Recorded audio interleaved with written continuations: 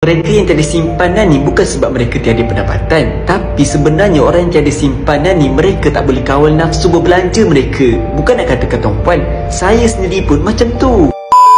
Kata mentor saya Tuan Muhammad Zulkifli Syafi'i, seorang penulis buku bestseller, iaitu penulis buku Wang Emas dan Misi Bebas Hutang. Kata beliau, kos hari hidup ni tidaklah terlalu tinggi, tapi yang paling tinggi dan yang paling menakutkan adalah kos gaya hidup kita. Jadi tuan-puan, berapa pun gaji kita, kata pakar-pakar kewangan, at least alihkan 10% daripada gaji pendapatan kita setiap bulan kepada simpanan. Kalau dah memang tak boleh buat simpanan dalam bentuk cash ataupun tunai, tuan-puan kena cuba cari cara lain, iaitu buat simpanan dalam bentuk emas. Tuan-puan kena paksa sampai terbiasa, paksa sampai berjaya adakan simpanan yang banyak. Setiap bulan at least tuan-puan kena buat simpanan dalam bentuk emas. Sekarang ni dah mudah sangat tuan-puan. Tuan-puan boleh mula simpan emas RM100 ataupun serendah 1 gram 1 bulan. Di Public Gold menyediakan satu akaun yang kita boleh simpan sikit-sikit untuk capai 1 kilogram emas yang pertama kita. Inilah cara yang termudah dan termurah buat masa sekarang ni bila mana tuan-puan nak buat simpanan dalam bentuk emas melalui akaun Emasgap Public Gold.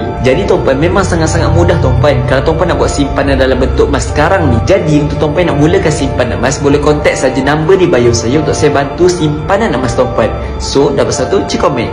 Jangan lupa follow.